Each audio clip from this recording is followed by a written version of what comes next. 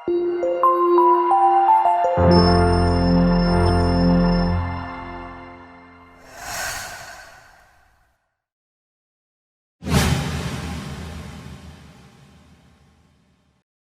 आज मैं लेकर आ गया हूं ऑप्टिक्स का लेक्चर नंबर 4। आज मैं आपको पढ़ाऊंगा किस तरीके से प्लेन मिरर से इमेज फॉर्म होता है, ठीक। और फिर हम पढ़ेंगे image formation by plane mirror के बाद जो प्लेन मिरर इमेज बनाता है क्या क्या होते हैं उसके प्रॉपर्टीज। जब एक एक प्रॉपर्टीज आपको क्लियर हो जाएगी तो आप ये देखेंगे कि जेई में आए हुए क्वेश्चंस या नीट में आए हुए क्वेश्चन या जेई मेंस में आए हुए क्वेश्चन, इवन आपके बोर्ड एग्जाम के क्वेश्चंस आपको कितने सिंपल लगेंगे। तो इस लेक्चर में आज हम कंप्लीट करते हैं। बिना टाइम वेस्ट किए हुए मैं बहुत तेजी से स्टार्ट करता हूं image formation by plane mirror. Okay, तो लिखते हैं heading image formation by plane mirror. ठीक है बेटा, ये हेडिंग लगाते हैं इसकी, image formation by plane mirror. अब देखिए, दो तरह के ऑब्जेक्ट आपको प्लेन मिरर के या किसी भी मिरर के केस में मिलेंगे। ज्यादातर बेसिक क्वेश्चंस होते हैं पॉइंट ऑब्जेक्ट के, तो एक पॉइंट ऑब्जेक्ट होगा। लेकिन अगर प्रैक्टिकल वे में देखेंगे तो जब आप मिरर के सामने खड़े होके अपना चेहरा देखते हो तो आप एक पॉइंट ऑब्जेक्ट हो कि एक्सटेंडेड ऑब्जेक्ट हो? एक्सटेंडेड ऑब्जेक्ट है। तो पॉइंट ऑब्जेक्ट बेसिक केस होता है, उसी के एक्सटेंशन से क्या बन जाता है? एक्सटेंडेड ऑब्जेक्ट का केस बन जाता है। तो पहले मैं देखता हूं case 1, point object. Point object दोनों ही के डिस्कस करेंगे, रियल पॉइंट ऑब्जेक्ट और इसमें दूसरा वर्चुअल पॉइंट ऑब्जेक्ट। ठीक है बेटा, एकदम आसान है। अब देखिए जरा, और ऑब्जेक्ट इमेज निकालने के लिए लगाएंगे तो वही लॉज ऑफ रिफ्लेक्शन। ठीक है, अब मान लीजिए ये प्लेन मिरर है और इसके सामने मैंने एक रियल ऑब्जेक्ट रखा हुआ है, रियल ऑब्जेक्ट। अब देखिए इमेज बनानी हमको, ठीक है। तो पिछली क्लास में एक एक फंडा मैंने क्लियर कर दिया कि इमेज बनाने के लिए आपको चाहिए रिफ्लेक्टेड रे का पॉइंट ऑफ इंटरसेक्शन। मैथमेटिक्स इतनी हर बच्चा पढ़ा होता है, अगर आपको रेस का पॉइंट ऑफ इंटरसेक्शन चाहिए तो एक रे चाहिए कि दो चाहिए कि तीन चाहिए? बताओ यार, एक बात की तो गारंटी है कि एक रे से तो कोई पॉइंट ऑफ इंटरसेक्शन मिलने वाला नहीं है। अगर आपको किसी का भी पॉइंट ऑफ इंटरसेक्शन चाहिए तो कम से कम दो चाहिए। ध्यान रखना, शब्द सुनना ध्यान से, कम से कम दो। मतलब दो से ज्यादा हो जाए तो बहुत अच्छी बात है, लेकिन अगर कोई भी point of intersection find out करना है तो कम से कम दो रेस चाहिए। या प्लेन का इंटरसेक्शन फाइंड आउट करना है तो कम से कम दो प्लेन चाहिए। लेकिन अगर इंटरसेक्शन पॉइंट चाहिए तो दो से कम में काम नहीं चलेगा। तो ये कॉन्सेप्ट आज ही मैं आपके जीवन में इंट्रोड्यूस करने किए दे रहा हूं कि जब भी पूरे ऑप्टिक्स में आपको इमेज बनाना होगा, मिनिमम कितने इंसिडेंट रे चाहिए? दो। फिर ध्यान से सुनो, जब भी आपको पूरे ऑप्टिक्स में इमेज बनाना होगा मिनिमम कितने रेज चाहिए? दो मिनिमम चाहिए।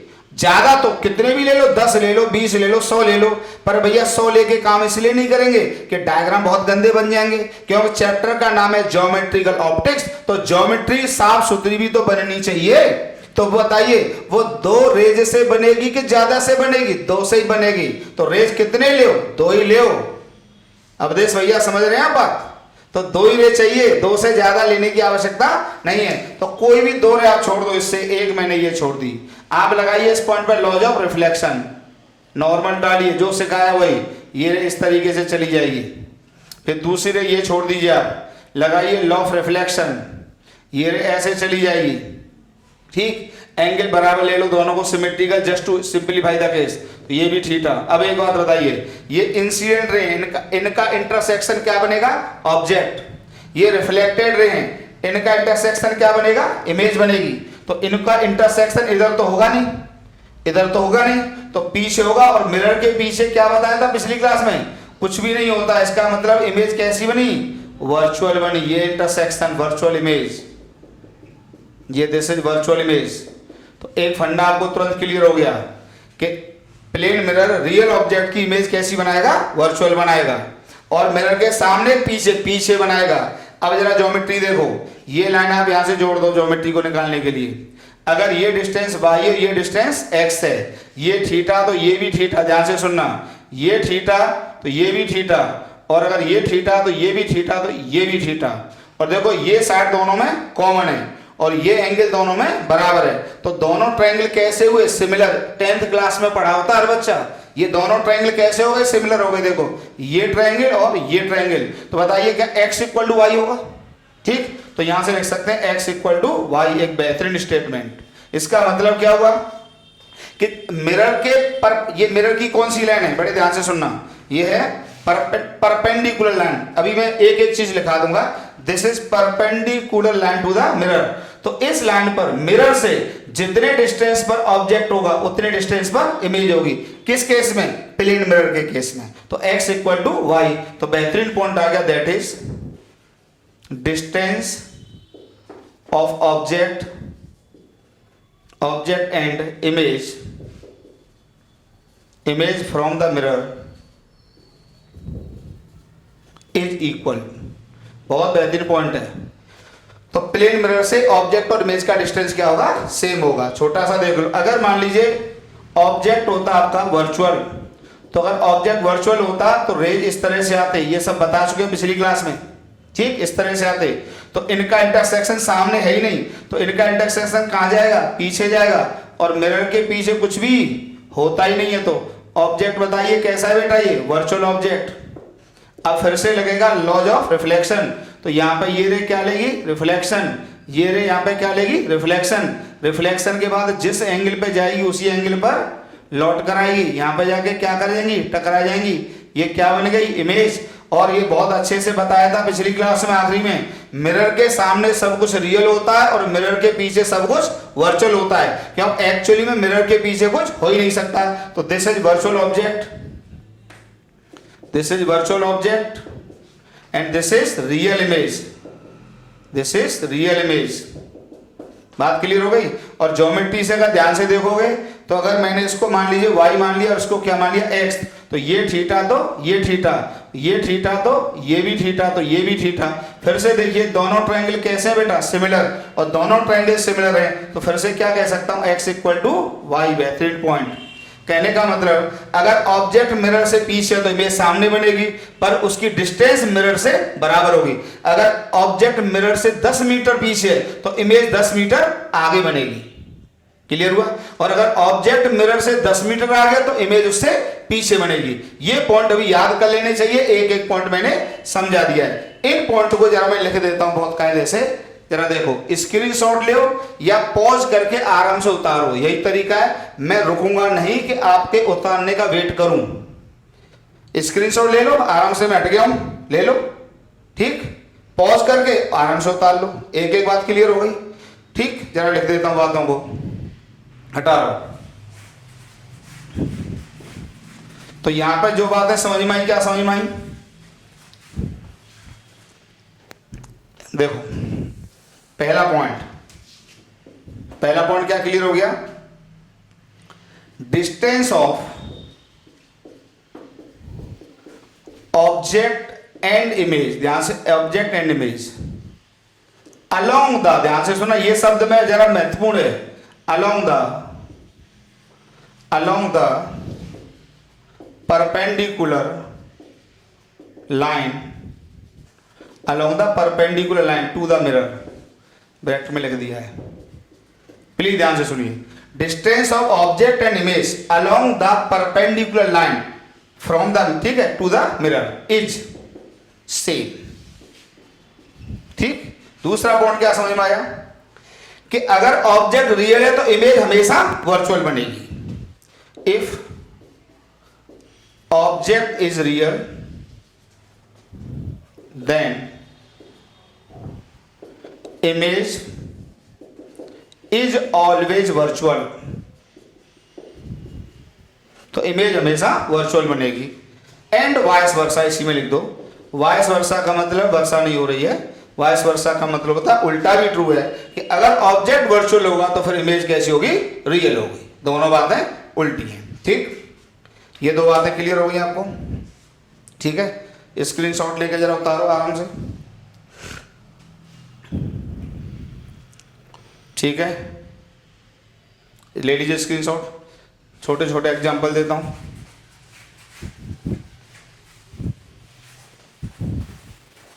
अब देखो बच्चा, धीमे धीमे मुझे छोटे बोर्ड पर पढ़ाने की आदत आने लग गई। ठीक, देखो छोटे छोटे एग्जांपल देखो, आंख बंद करके समझो। जैसे ये ऑब्जेक्ट है, तो इससे सबसे पहले मेरे पे नॉर्मल डालो। अगर यहाँ पे 5 मीटर है तो चुपचाप इसी लाइन को आगे बढ़ा दो, और जितना सामने ऑब्जेक्ट उतना पीछे इमेज। ये सब क्वेश्चंस में काम आएगा। तो इमेज भी यहाँ से कितने दूरी पर होगी बताइए? 5 मीटर पर होगी। ठीक, रे डायग्राम उसके बाद बनाओ, रे डायग्राम इसके बाद बनाओ। अब ये आपने 2 रे छोड़े, अब रिफ्लेक्शन के बाद इनको इस पे जाके इंटरसेक्ट करा दो वर्चुअल तरीके से। इसको डॉट डॉट कर दो तो ये ऐसे निकल जाएगी, इसको डॉट डॉट कर दो तो ये ऐसे निकल जाएगी। दूसरा एग्जांपल देखो, अगर मान लीजिए रेज इस तरह से आ रहे होते कन्वर्जिंग, और अब देखिए ऑब्जेक्ट कैसा होगा? वर्चुअल होगा, क्योंकि सामने तो इंटरसेक्शन होगा नहीं, मिरर के पीछे जाएगा। ये होता, मान लीजिए ये है ऑब्जेक्ट। अब मिरर के पीछे, यार दुनिया में इससे सिंपल कुछ भी नहीं है पूरे रिफ्लेक्शन में। मिरर के सामने रियल और मिरर के पीछे वर्चुअल। बाद बाकी कन्वर्जिंग डाइवर्जिंग के जो कॉन्सेप्ट मैंने बताए वो भी बाद में काम आएंगे, बेहतरीन कॉन्सेप्ट हैं। पर बेसिक क्वेश्चंस के लिए इतनी सी बात तो याद कर लो कि मिरर के सामने सब कुछ रियल और मिरर के पीछे सब कुछ वर्चुअल होता है। ओके, तो मान लीजिए ये ऑब्जेक्ट है, तो कैसा है बताइए? Virtual object. मान लीजिए इसकी डिस्टेंस यहां से 4 मीटर है, तो अब 4 मीटर है अगर, तो बताइए इमेज भी इसके सामने बनेगी। अब कितनी दूरी पर? 4 मीटर के ही दूरी पर बनेगी। अभी इसी लाइन को आप आगे बढ़ा लो और यहां पर इमेज बन जाएगी। इससे बढ़िया आसान कुछ नहीं है। फिर रिफ्लेक्शन के बाद इन किरणों को यहीं पर आप मीट करा दीजिए, दिस इज इमेज। इससे आसान क्या हो सकता है बताइए? इससे आसान कुछ हो ही नहीं सकता। ठीक है बेटा, यहां पर ये भी 4 मीटर की दूरी पर होगी, कैसा भी हो। ठीक है, हटा, स्क्रीनशॉट ले लो। एक ही फाइनली नेम बताया मैंने। अगर ऑब्जेक्ट मिरर के सामने है तो इमेज मिरर के पीछे, और ऑब्जेक्ट मिरर के पीछे तो इमेज मिरर के सामने। दूरी हमेशा बराबर। कितना आसान है। अगर यही होता, मान लीजिए एक्सटेंडेड ऑब्जेक्ट, अगर एक्सटेंडेड ऑब्जेक्ट होता, एक्सटेंडेड ऑब्जेक्ट कैसे होता? ध्यान से सुनो। जैसे ये मिरर है और मान लीजिए ये एक ऑब्जेक्ट है, मैंने एल शेप का ले लिया जानबूझ के, जिससे कि आपको बहुत आसानी से क्लियर हो जाए। मान लीजिए यहां पे ये L1 है और ये यहां पे L2 है। 3 पॉइंट बना देता हूं, A और B और ये C। तो पहले इसका शब्द सुनो। जब ऑब्जेक्ट एक्सटेंडेड होता है तो यार एक्सटेंडेड ऑब्जेक्ट भी तो क्या मैं ये मान सकता हूं कि इनफाइनाइट पॉइंट ऑब्जेक्ट से मिलकर बना हुआ? भाई आप ऐसे मान लीजिए इसमें ये भी एक ऑब्जेक्ट है, ये भी ऑब्जेक्ट है, ये भी इनफाइनाइट ऑब्जेक्ट से मिलकर बना हुआ है। तो आप क्या करो, जो मैंने पॉइंट ऑब्जेक्ट वाला आपको नेम समझाया है आप उसी को इसमें एक्सटेंड कर दो। मतलब इसके जो इनफाइनाइट पॉइंट से मिलकर ये ऑब्जेक्ट बना हुआ है, हर पॉइंट को एक पॉइंट ऑब्जेक्ट मानकर उसकी इमेज निकाल लो और उनको भी आपस में जोड़ दो, सभी इमेजेस को। तो आपको क्या मिल जाएगा? एक एक्सटेंडेड ऑब्जेक्ट की इमेज मिल जाएगी। जैसे देखिए फॉर एग्जांपल, जैसे मान लीजिए ये दूरी यहां से मान लीजिए x है, ठीक है। अगर मैं बी पॉइंट की इमेज की बात करूं तो बी पॉइंट की इमेज उसी नेम से जो मैंने बताया, मिरर के सामने जितना ऑब्जेक्ट उतना ही पीछे उसकी इमेज। तो यहां से x की दूरी पर बी पॉइंट है तो इतना ही पीछे बी पॉइंट की इमेज आ जाए, ये बी पॉइंट आएगा। x की दूरी पर ये बी पॉइंट आ गया। अब देखो a पॉइंट यहां से कितना x प्लस एल है कि नहीं पता, ये दूरी x प्लस एल है, x प्लस L2, तो इतना ही पीछे इसकी इमेज चली जाएगी। तो जो a पॉइंट आएगा वो ये आ जाएगा। कितने दूरी पर यहां से बताइए? x plus L2। अब देखो c पॉइंट ऊपर है तो c पॉइंट ये कहां जाएगा? ये यहां जाएगा। भाई यहां से x दूरी पर है तो x दूरी पर ये पॉइंट c आ जाएगा। और भी 2-4 पॉइंट ले लो। अब आप देखो जब a ये b है तो a से b के बीच के पॉइंट को जोड़ दो तो ये आपको किसके फॉर्म में दिखेंगे? इमेज में। डॉट डॉट बना दे रहा हूं, जिससे कि कोई कंफ्यूजन नहीं आए आपको, ये इमेज हो जाएगी। आप बी से सी के बीच के सभी पॉइंट को जोड़ दो, तो इमेज में भी बी से सी के बीच के सभी पॉइंट्स को जोड़ दो, तो यू विल गेट इमेज, ये इमेज आ जाएगी। मेरे हिसाब से तो बहुत बढ़िया समझ में आ गया होगा। तो एक्सटेंडेड ऑब्जेक्ट की इमेज बनाने के लिए हम क्या करते हैं कि एक्सटेंडेड ऑब्जेक्ट को इनफाइनाइट पॉइंट ऑब्जेक्ट मानकर हर पॉइंट ऑब्जेक्ट की इमेज बना लेते हैं और उन सभी इमेजेस को जोड़ देते हैं तो हमको एक एक्सटेंडेड ऑब्जेक्ट की इमेज मिल जाती है। तो दोनों फंडे एकदम क्लियर हो गए बेटा। आगे बढ़ता हूं, ठीक है। तो एक्सटेंडेड ऑब्जेक्ट की इमेज कैसे बनती है, पॉइंट ऑब्जेक्ट की इमेज कैसे बनती है, एक एक बात क्लियर हटाता हूं।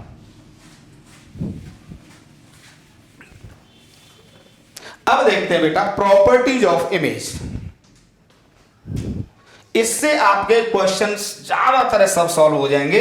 ये इसका आखिरी आर्टिकल है, इसके बाद बस एक सर्कुलर कॉन्सेप्ट और होता है, प्लेन मिरर हो जाएगा खत्म। ठीक, प्रॉपर्टीज ऑफ, इसमें सारे क्वेश्चन कवर होंगे आपके।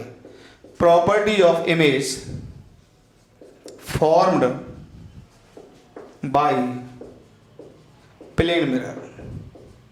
ठीक, properties of image formed by plane mirror. पहली प्रॉपर्टी मैं आपको यह समझाऊंगा कि जो मिरर होता है ऑब्जेक्ट और इमेज का बाइसेक्टर होता है। उससे भी अच्छी बात यह बोलूंगा कि जो प्लेन मिरर होता है ऑब्जेक्ट लाइन और इमेज लाइन का एंगल बाइसेक्टर होता है। मजा आएगा आपको, जरा सुनो कैसे। देखो लिखने जा रहा हूं, mirror is the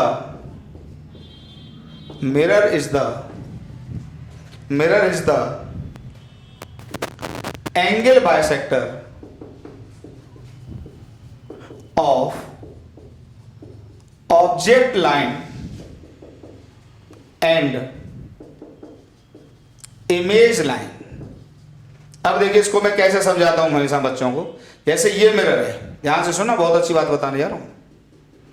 अब मान लीजिए ये यहां पर ऑब्जेक्ट है, बहुत ध्यान से सुनना।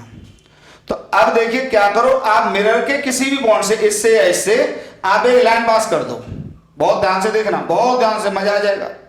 जीवन में नहीं सोचा होगा कि ऑप्टिक्स इतनी भी आसान हो सकती है। ये तो मैं एक नया यहां पे हाइपोथेटिकल कॉन्सेप्ट इंट्रोड्यूस कर रहा हूं। इसको मैं अपनी लैंग्वेज में कहूंगा ऑब्जेक्ट लाइन। क्या कहूंगा बच्चा? Object line. मान लीजिए ये एंगल यहां पे थीटा है।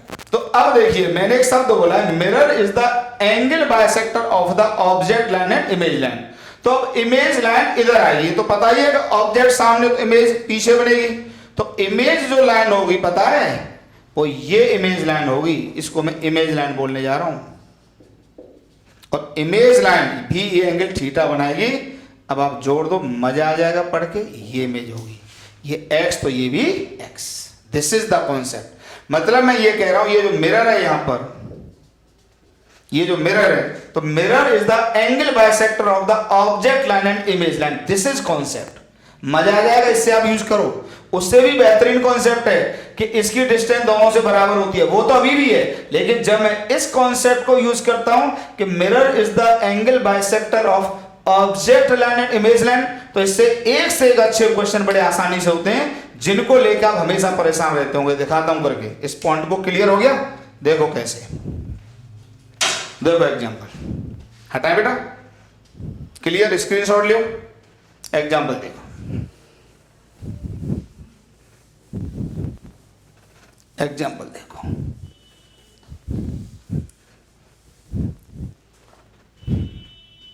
जैसे ये बहुत बेहतरीन क्वेश्चन होते हैं। जैसे ये तो अब आप सब सीख ही गए कि अगर ये मिरर है,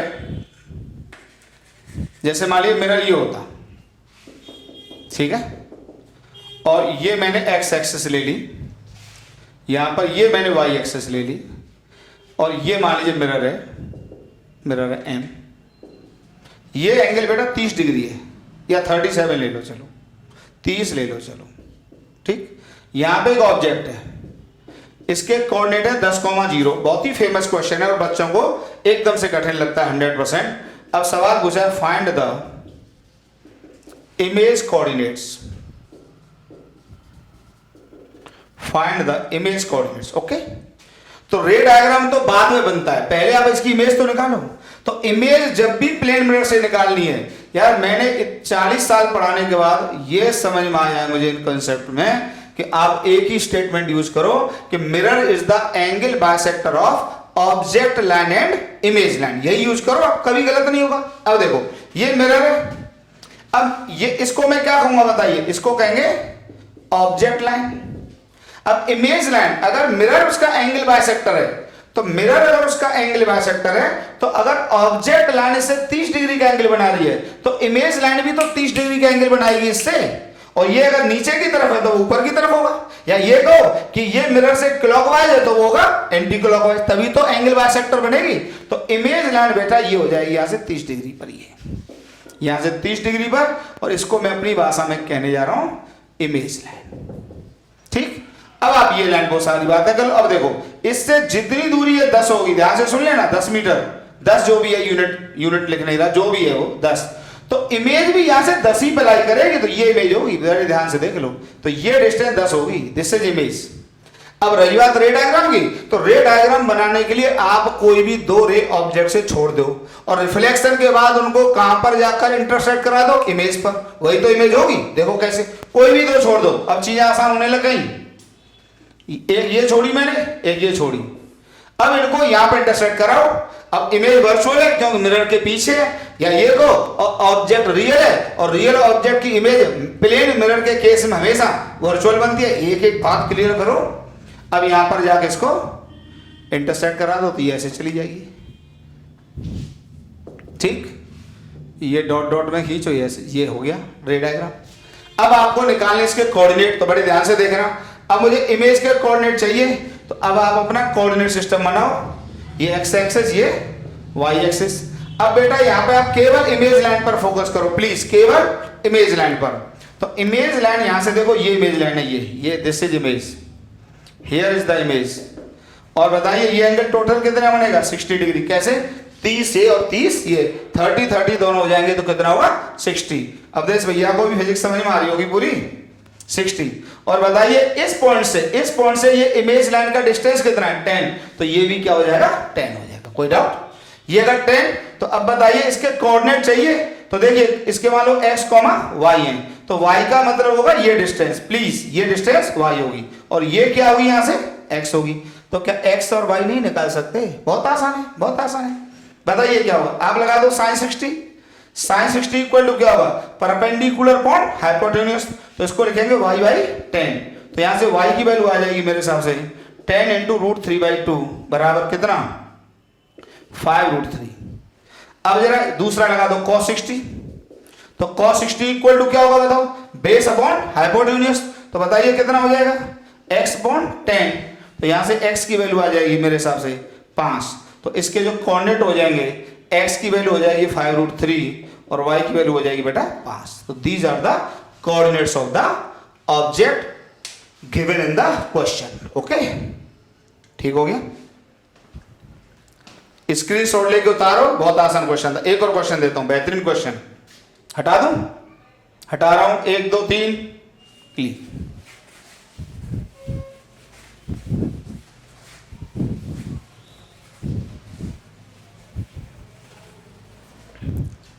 सुनते जाना, फिर से सिमिलर क्वेश्चन देता हूं, लेकिन बेहतरीन कॉन्सेप्ट क्लियर हो जाएगा यहीं से। मान लीजिए अब की बार मैंने मिरर का एंगल कर दिया, एक से एक अच्छे क्वेश्चन है, देखते चलना। हाँ ये बात और मैं बता दूं भैया, क्वेश्चंस ही करना सिखाऊंगा फिजिक्स में। फिजिक्स का मतलब न्यूमेरिकल्स, कॉन्सेप्ट तो एक एक क्लियर कर दूंगा, न्यूमेरिकल सिखा दूंगा जो आप आसानी से सीख नहीं पाते हो, और वही आपकी जिंदगी में फिजिक्स ना सीखने की प्रॉब्लम है। ओके, और हाँ भैया ऑफलाइन कोचिंग के लिए अगर किसी को मुझसे मिलना है तो काकादेव कानपुर आके आप कहीं भी पता कर लें, इतना लोग जानते हैं यहाँ पर, ठीक ठाक। नंबर मेरा फोन नंबर है 8009796826। इस नंबर पर मुझे कॉल कर लेना, ठीक है। 60 डिग्री मान लीजिए ऑब्जेक्ट वही है, फिर से मैंने ले लिया, और ऑब्जेक्ट के कोऑर्डिनेट है 10,0। सवाल फिर से यार वही है, find the image coordinates, image coordinates. Okay, हमें इमेज के कोऑर्डिनेट्स फाइंड आउट करने हैं। ठीक, चलिए पॉज करके 5 मिनट में इसको ट्राई करो, पॉज करके ट्राई करो सब लोग, बेहतरीन क्वेश्चन है। ठीक है, बहुत जल्दी लाइव क्लास स्टार्ट करूंगा। मैं चाहता हूं ऑप्टिक्स आप पूरी यूट्यूब से पढ़ लो, फिर लाइव क्लास पर आता हूं, जरा ट्राई करो। चलिए पॉज कर लो, ट्राई हो गया तो ठीक है, नहीं तो चलिए आइए। अब देखिए बात यार फिर वहीं आ जाती है, ये एक्स एक्स जो भी है, चलो ठीक है। देखो कॉन्सेप्ट वही होगा, प्लीज बहुत ध्यान से। Mirror is the angle bisector of image line and object line. तो ये ऑब्जेक्ट लाइन हो गई, इसको मैंने क्या कह दिया, ऑब्जेक्ट लाइन, और ये भैया हो गया मिरर भाई साहब। तो इमेज जितना मिरर से ऑब्जेक्ट लाइन एंगल बना रही है उतना ही तो इमेज लाइन बनाएगी। तो ये 60 है, तो 60 देखो ये 30 होगा, ये 30 होगा, ध्यान रखना। तो ये वाई एक्सिस पर तो इमेज होगी नहीं, वाई एक्सिस से और इधर होगी, या मैं इसको कहूं सेकंड क्वाड्रेंट में इमेज जाएगी, क्योंकि यहां से 30 मतलब टोटल एंगल कितना बनेगा इमेज लाइन का, 60 बनेगा। तो ये सेकंड क्वाड्रेंट में इमेज लाइन जाएगी, तो this will be the image line. Please लिखूंगा इसको इमेज लाइन।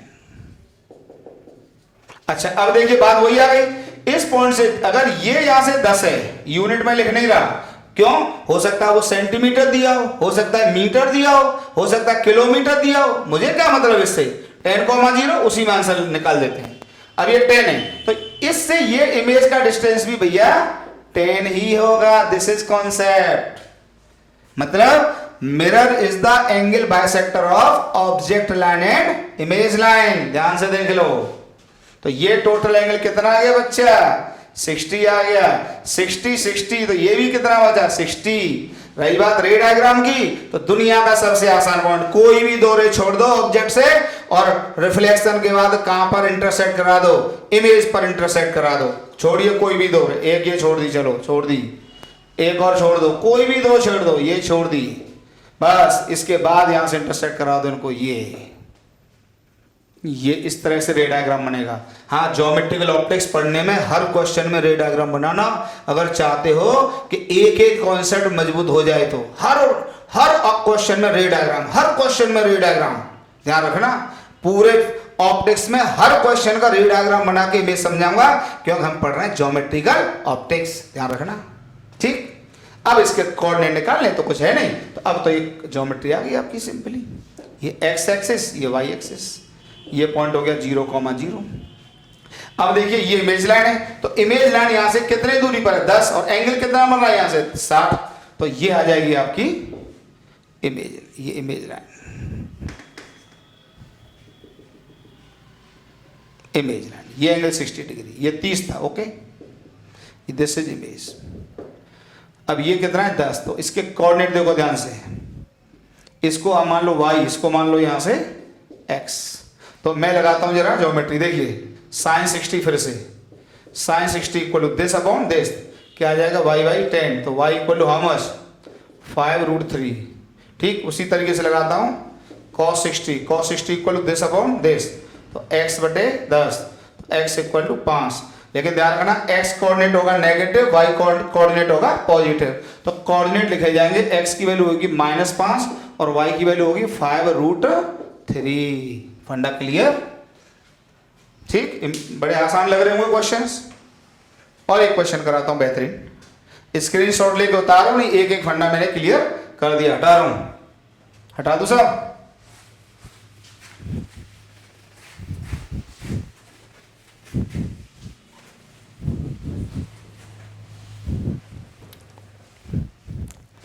इसमें जरा प्लीज 100% ट्राई कर लेना, जानू जो क्वेश्चन दे रहा हूं उस तरीके से।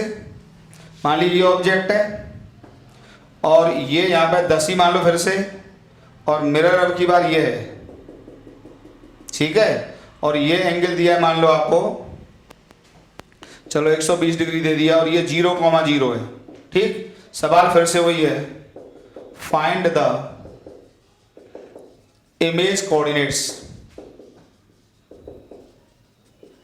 प्लीज पॉज करके ट्राई करो बेटा, बेहतरीन क्वेश्चन है, दिमाग पूरा हिल जाएगा आपका। Find the image coordinates, pause कर लो, ट्राई करो, ठीक है। चलो करते हैं सॉल्व। देखो यार बात अभी भी वही है, कोई अंतर ही नहीं है, अभी भी बात वही है। Mirror is the angle bisector of object line and image line. तो बताइए अगर ये इसको मैं ऑब्जेक्ट लाइन कह दूं, इसको मैं ऑब्जेक्ट लाइन कह दूं और इसको हम मिरर कह रहे हैं, मिरर है ही क्या रहे हैं, तो इमेज लाइन अगर मिरर से 120 डिग्री है तो इधर भी तो 120 डिग्री बनेगा। इसको जरा कैलकुलेट कर लो, 120 कैसे जाएगा, देखो आप सोच लो आराम से, ये 90 30 तो ये 60 और बनेगा इसको क्वाड्रेंट में। भाई यहां से 120, ये 60 तो हो ही गया, क्योंकि ये 90 होगा, ये 30 होगा, तो ये 60 बचेगा, तो 60 इधर जाएगा तो ये जाएगी इमेज लाइन।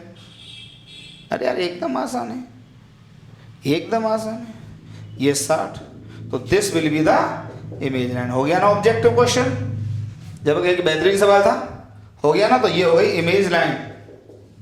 अब बात वही है, अगर इसकी दूरी यहां से 10 है तो उसकी भी दूरी 10 ही होगी, तो here will be the image, और ये दूरी कितनी होगी, 10 होगी। रही बात रे डायग्राम की, तो इससे कोई भी दो रे छोड़ दो प्लीज, देखो दिखा रहा हूं, एक रे मान लो आपने ये छोड़ी, एक रे आपने ये छोड़ी, और अब उनको रिफ्लेक्शन के बाद कहां पर जाके इंटरसेक्ट करा दो, इमेज पर। तो देखो डॉट, क्योंकि मिरर के पीछे या ऑब्जेक्ट रियल है तो डॉट डॉट में इंटरसेक्ट कराएंगे। देखो ये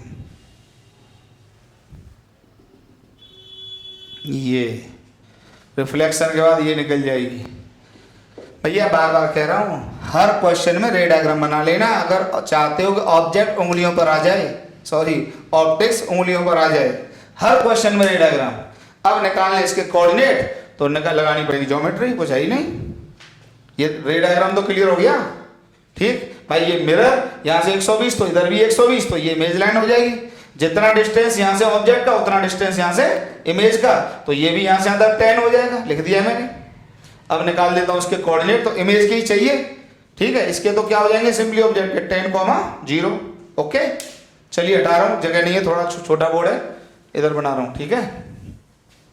तो देखिए अब कोऑर्डिनेट सिस्टम पर आ जाओ, ये एक्स एक्सिस, ये वाई एक्सिस, तो यहां से बताइए ये 60 डिग्री का एंगल बनाइए, और ये आ जाएगी यहाँ पे इमेज, तो ये यहाँ से 10 आ जाएगा।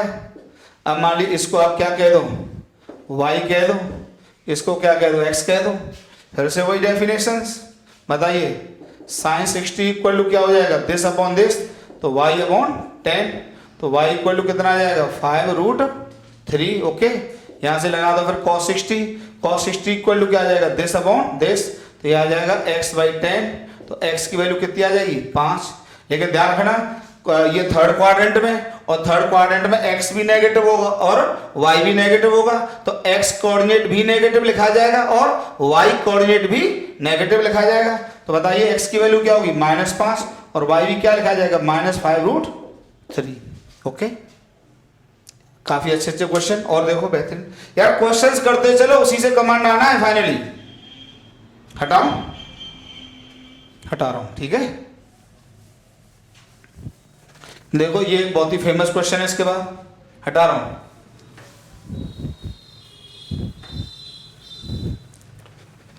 काफी बेहतरीन क्वेश्चन है, देखो काफी अच्छा क्वेश्चन है, जरा इसको अटेम्प्ट करना।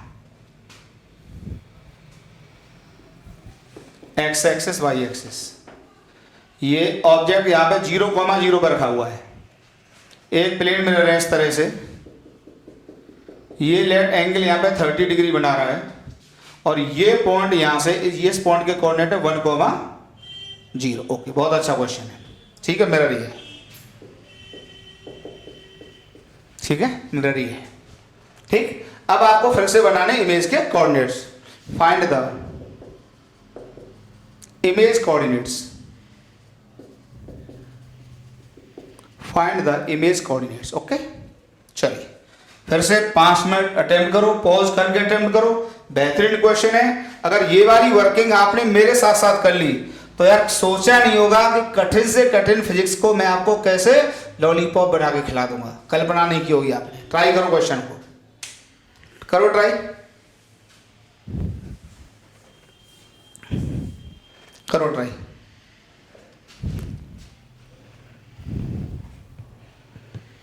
देखिए चलिए है कुछ नहीं, अब आप इसको आगे बढ़ा दो मिरर को, तो अगर ये ऑब्जेक्ट लाइन है तो देखो यहां से ये 30 तो ये भी 30 आएगा, तो जो इमेज होगी वो यहां से इस लाइन पे जाएगी। This will be the image line.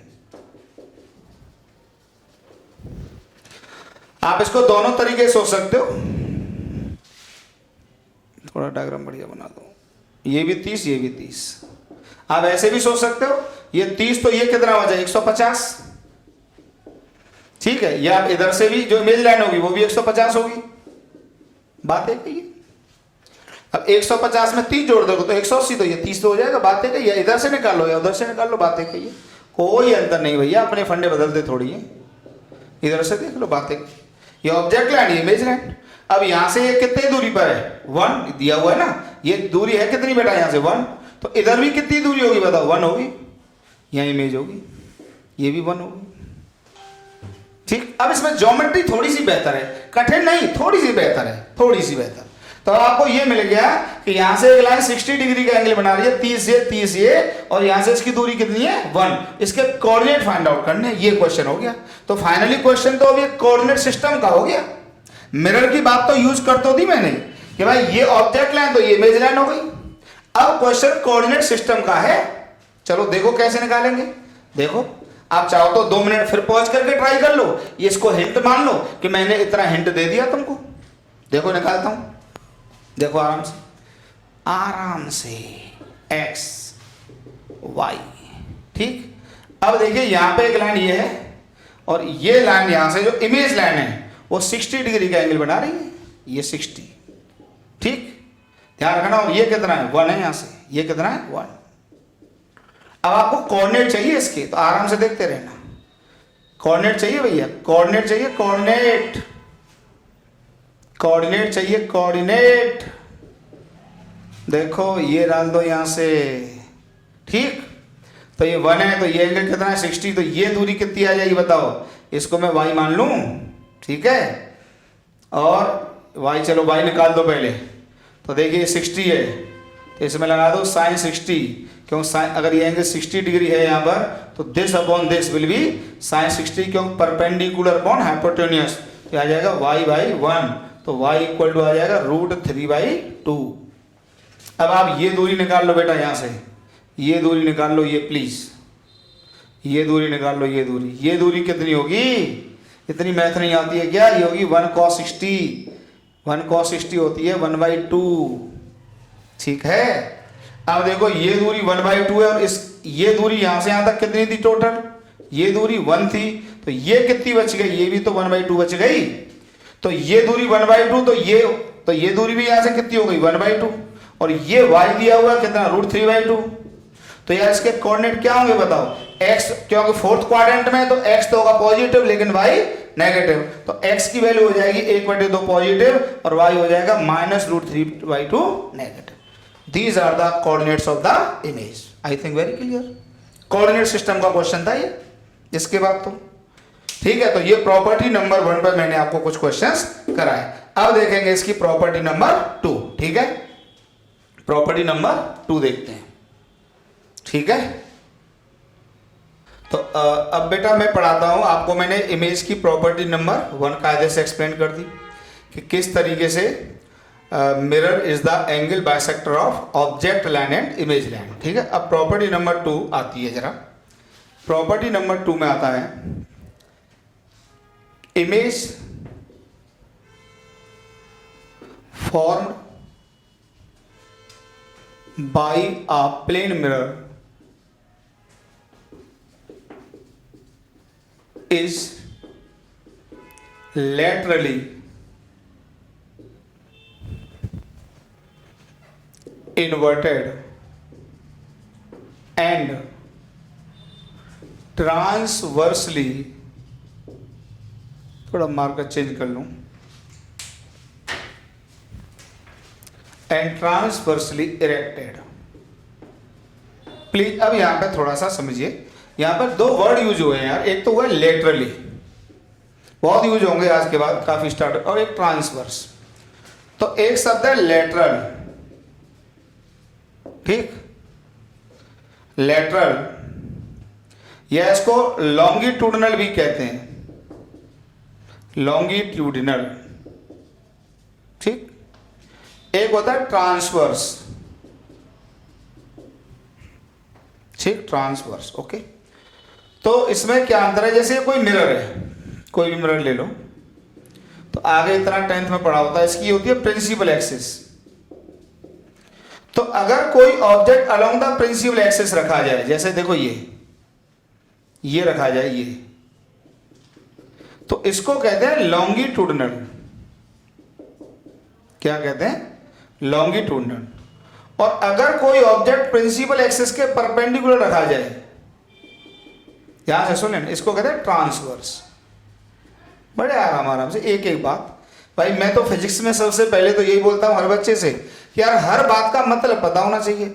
मैंने कोई लाइन लिख दी, आपको पता ही नहीं, आप इसी में घूमे पड़े हो कि इसमें लेटरल का मतलब क्या है और ट्रांसवर्स का मतलब क्या है, और एक शब्द और है सर इन्वर्टेड का मतलब क्या, इरेक्ट का मतलब क्या है, वो भी समझाता हूं।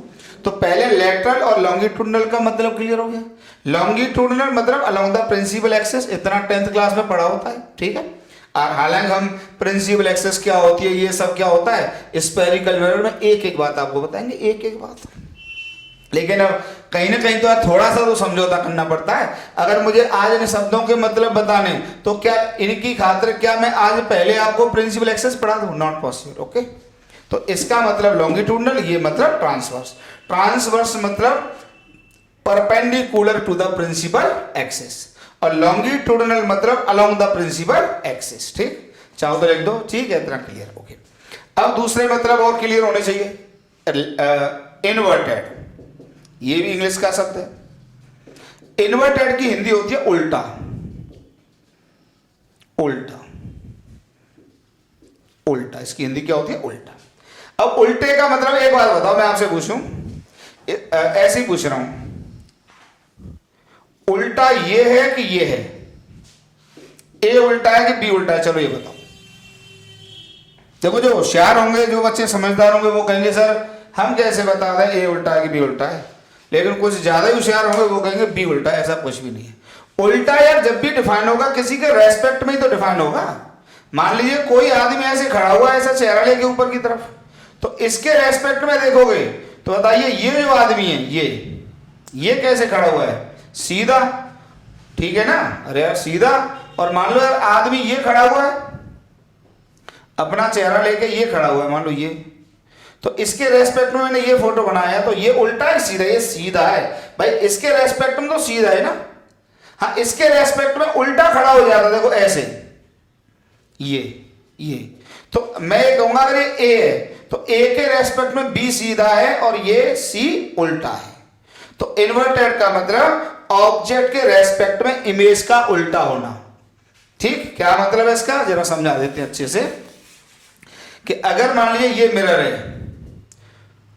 और ऑब्जेक्ट अगर ऊपर है, तो अगर इसकी इमेज ऊपर की तरफ ही चेहरा लेके बने तो इसको कहेंगे सीधा, उल्टा नहीं कहेंगे। लेकिन अगर नीचे की तरफ चेहरा लेके बने तो क्या? उल्टा। ये उल्टा है। बात समझ में आ गई? तो अब यहां पर देखो जरा, हमने बोला है इन्वर्टेड। इन्वर्टेड का मतलब उल्टा। ठीक, और दूसरा क्या शब्द है? इरेक्ट। इरेक्ट का मतलब, इरेक्टेड का मतलब सीधा। मतलब जैसा ऑब्जेक्ट, अगर इसका चेहरा ऊपर तो इसका भी चेहरा ऊपर। ठीक, सीधे का सीधा।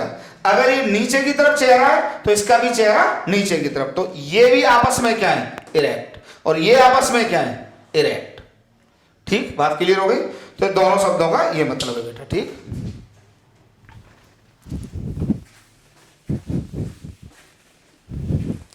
अब मैंने यहां पर आपसे स्टेटमेंट यूज किया है कि image formed by a plane mirror is laterally inverted. Laterally inverted मतलब कि अगर ये प्लेन मिरर है और अगर कोई ऑब्जेक्ट ऐसे रखा हुआ है अलोंग द प्रिंसिपल एक्सिस, ध्यान से सुनना,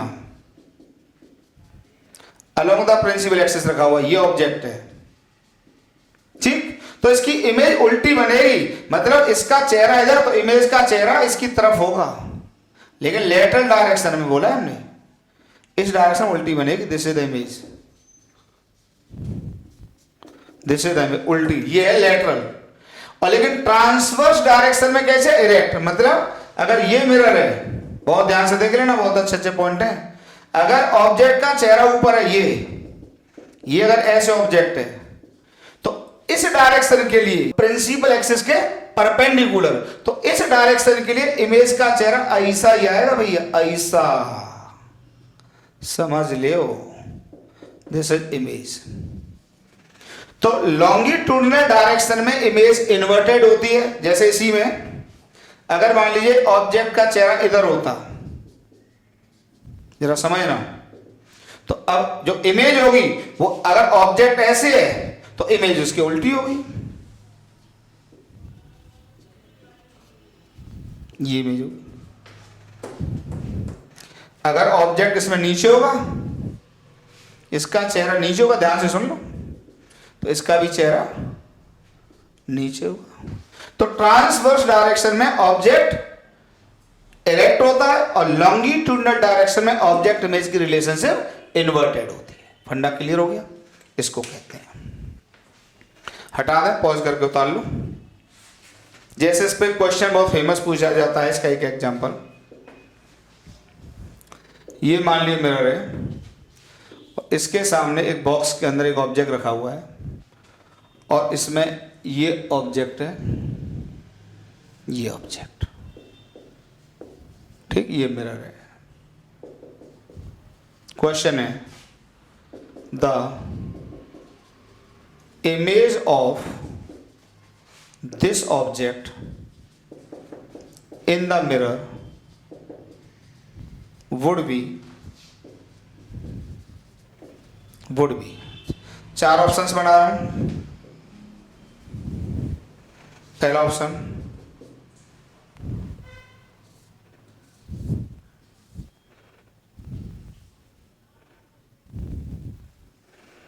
ऑप्शन, सेकंड ऑप्शन। क्वेश्चन हमेशा ट्राई करने चाहिए।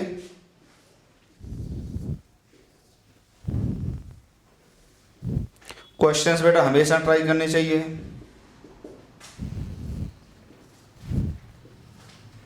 और भैया हम तो बोर्ड पे पढ़ाना पसंद करते हैं, स्मार्ट बोर्ड भी लेंगे बेटा बहुत जल्दी, लेकिन उस पर केवल क्वेश्चंस कराया करेंगे, क्योंकि टाइम थोड़ा बच जाता है क्वेश्चन लिखने का, केवल उसका इतना फायदा है। ठीक है, ये थर्ड और ये फोर्थ ऑप्शन। आपको बतानी इस ऑब्जेक्ट की इनमें से कौन सी इमेज होगी। 5 मिनट पॉज करो, ट्राई करो। जो फंडे अभी बताए वो ये मत सोचना ये अलग नहीं है, वो सब मिला हुआ है। ठीक है, ट्राई करो। कुछ नहीं, आप इसकी इमेज बना लो ना। अब देखो इमेज कैसे बनाएंगे। पहले तो रियल ऑब्जेक्ट है, मिरर के सामने है, इमेज मिरर के पीछे जाएगी, तो पहले बॉक्स बना दो। कुछ है ही नहीं, आराम से बनाओ, बॉक्स बना दो, लो बन गई। अब देखो ये जिसमें कुछ पॉइंट नंबरिंग कर लिया, जैसे ये ए है, ये बी है और ये सी है। इससे आसान दुनिया में कुछ नहीं है। तो एक ही यहां पे जाएगी, ये ए पॉइंट होगा, ठीक, सी यहां होगा तो ये सी यहां होगा, आराम से, क्योंकि जितना दूर उतना दूर। डी ये है पास, तो डी आ गया। बी या सेंटर में, तो सेंटर में बी आ जाएगा। अब आप जोड़ दो, देखो ए से बी तो ए से बी हो गया, बी से सी तो ये बन गया, और एरो सी की तरफ है तो एरो देखो ये आ गया। अब यहां पे एरो इधर है तो ये देखो ये डी है तो ये ऐसे आ जाएगा। इससे आसान दुनिया में कुछ है ही नहीं। बी से डी, बी से डी। अब इनमें से देख लो कौन सा सही है। अब पहले ए से सी एरो होगा, तो एक तो ये एरो होना चाहिए इसमें है क्या, इसमें ये है, इसमें ये है, एक तो इसमें ये एरो है, तो मेरे साथ यही सही हो गया। देखो बी से डी भी है तो यही ऑप्शन सही हो गया। क्लियर हो, आराम से बना लो इमेज। आ गया होगा समझ में, कोई दिक्कत नहीं। इस तरह से बना लो सिंपल तरीके से। पॉज करके उतार लो, हटाता हूँ।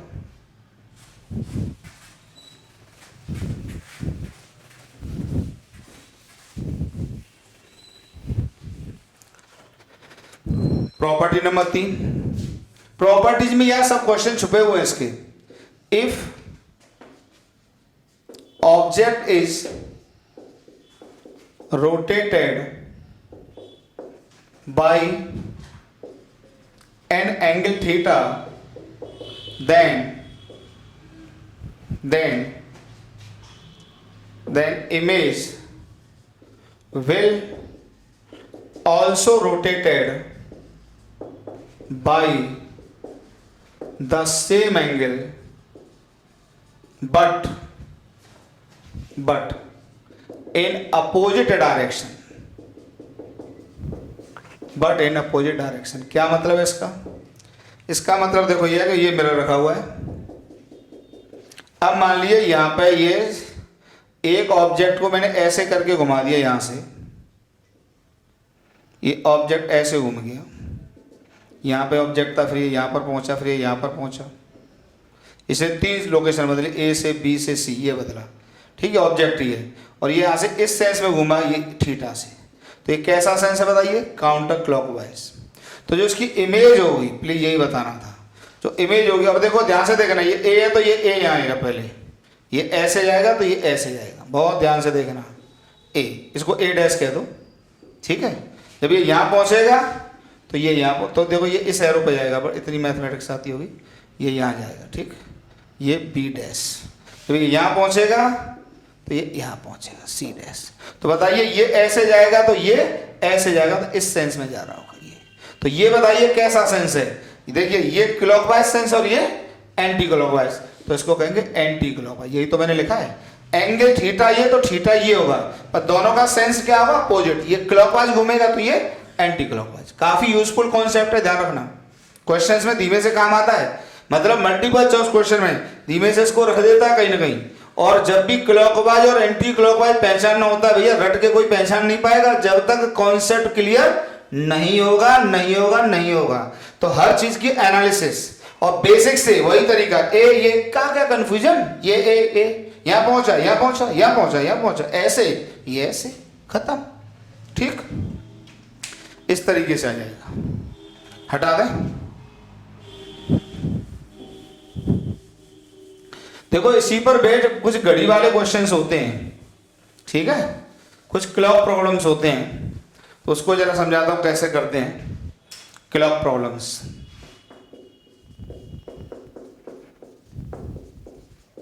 देखना जरा, जैसे मान लीजिए, आराम से देख लो, मान लीजिए ये घड़ी इसके मिरर के सामने रखी है, ये ऑब्जेक्ट है, ऑब्जेक्ट वॉच,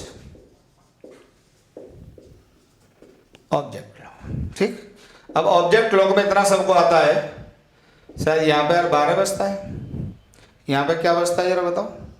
9 बजता है, यहाँ पे इसके अपोजिट 6 बजता है, यहाँ पे क्या बजता है? 3, ठीक है। और फिर बीच में क्या होता है? एक 10 का होगा, एक क्या होगा? 11 का होगा, ठीक है बेटा।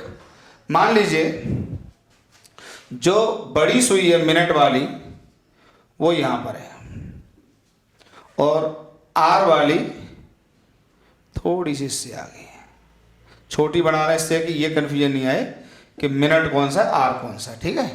तो अब आप बताइए कि अगर ये यहाँ पे एग्जैक्ट ये है, अगर ये मिनट वाली सुई एग्जैक्ट यहाँ पर है, तो बताइए ऑब्जेक्ट टाइम क्या है?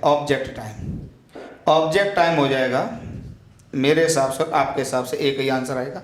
देखिए मिनट की सुई अगर 12 पे होती तो ये 10 पे होती, करेक्ट, तो 10 बज रहा होता, पर ये 10 से कितना आगे है भाई? यहाँ पे 1 होगा, यहाँ पे क्या होगा? 2 होगा, यहाँ पे 3 होगा, तो यहाँ से 15 मिनट आगे है, तो 10:15 हो रहा है, तो 10:15 हो रहा है, ये इसका आंसर है, ठीक। वो सॉरी, अभी ऑब्जेक्ट टाइम है। सवाल पूछा जाता है find the image time, find the image time, this is the question. तो देखिए पहला तो बेसिक तरीका यही है कि जो आप इसकी ऑब्जेक्ट, जो ये ऑब्जेक्ट है इसकी इमेज बना लो, लेकिन यार उसमें काफी मतलब टफ लगने लगता है जब चीजें थोड़ी सी, मान लो सेकंड की सुई और होती, तो एक बेहतरीन शॉर्टकट बताऊंगा। पहले इसको बेसिक से समझ लो है क्या मामला, ठीक है, पहले बेसिक से समझ लो, फिर एक बेहतरीन मैं आपको शॉर्टकट बताऊंगा बहुत शानदार, ठीक है। तो पहले चलो ड्रॉ करते हैं इसको जरा, तो ड्रॉ करते हैं बेसिक से, तो ये आप इमेज बनाते इस तरीके से, ये इमेज क्लॉक हो जाती है,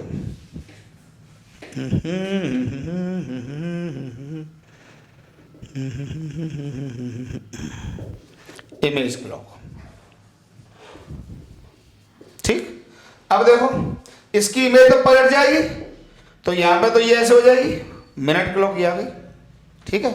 अब इसको देखो, ये यहां पर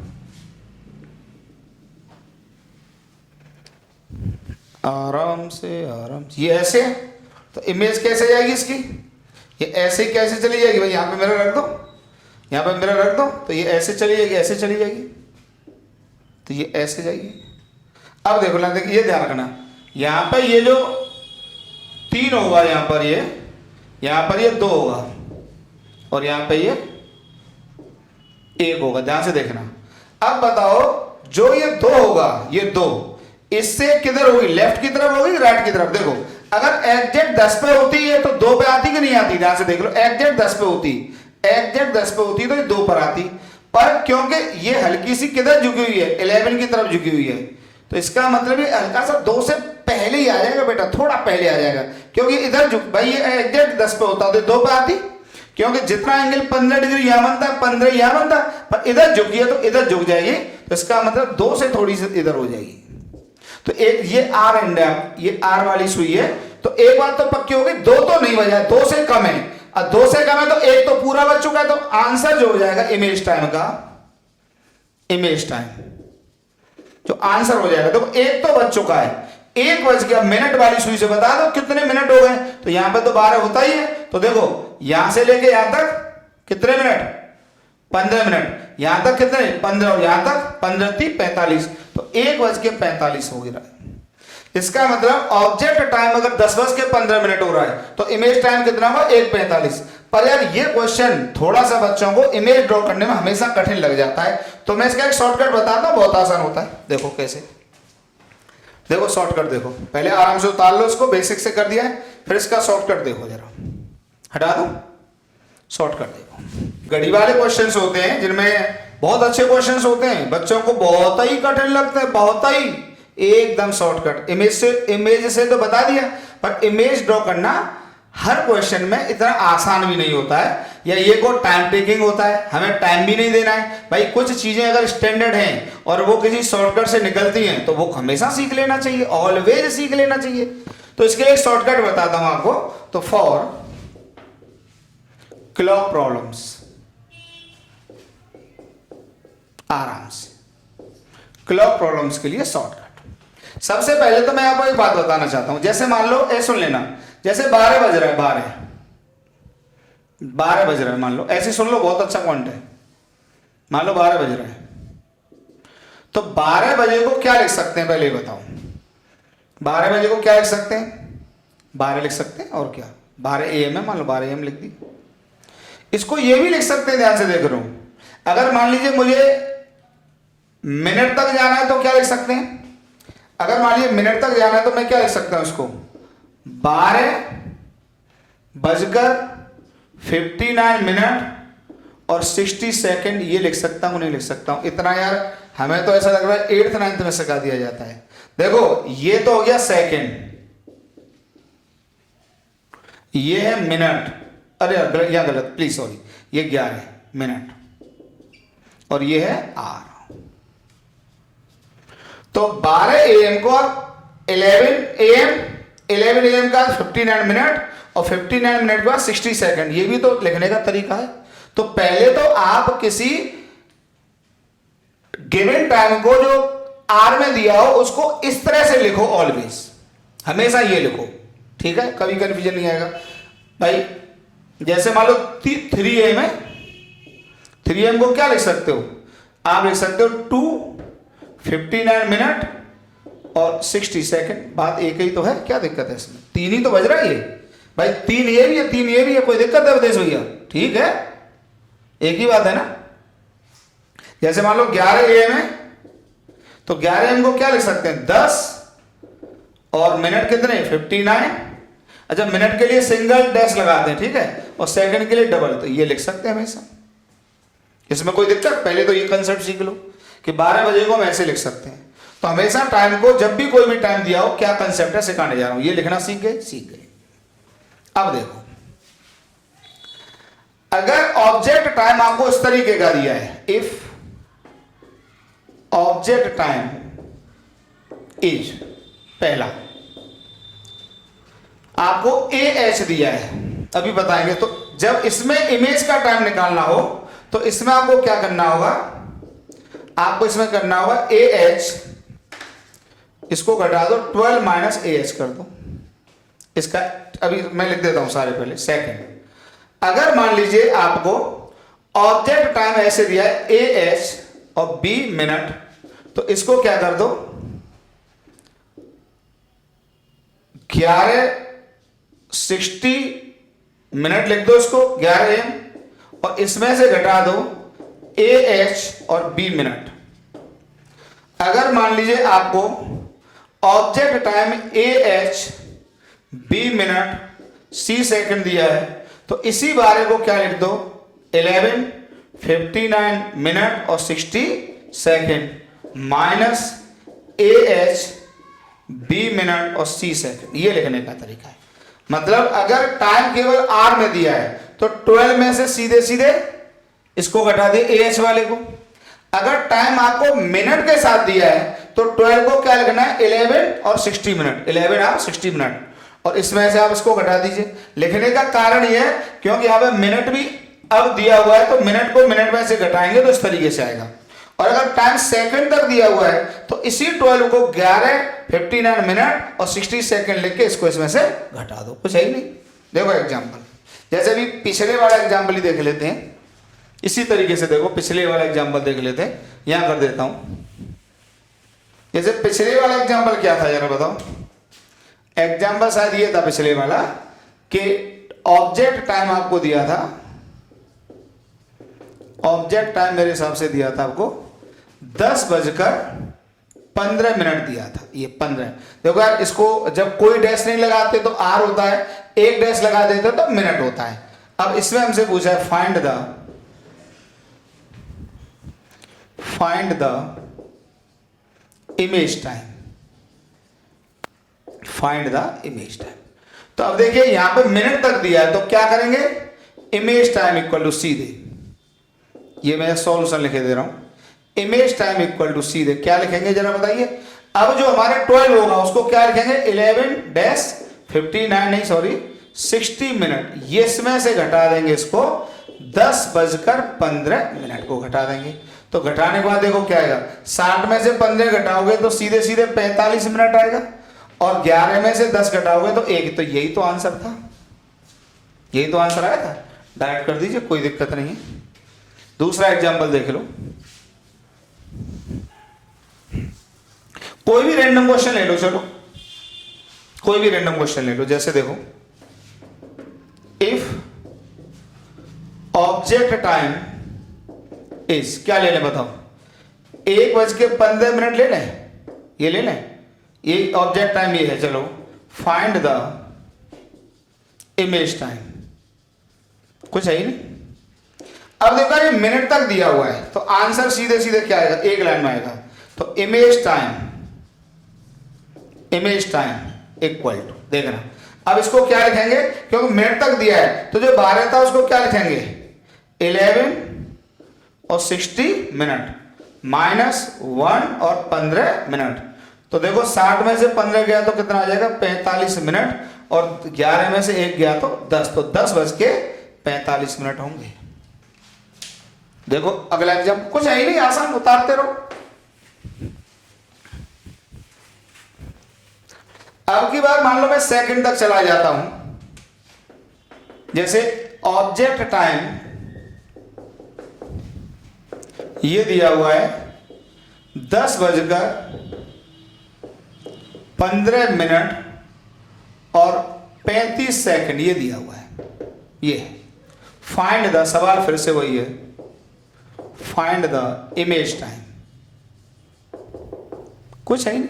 तो अब की बार देखो सेकंड तक दिया हुआ है, ध्यान से देखना बेटा, अब की बार कहां तक दिया हुआ है, सेकंड तक दिया हुआ है, ठीक है। तो इसको जब हम घटाएंगे तो इमेज टाइम के लिए आंसर, तो इमेज टाइम बराबर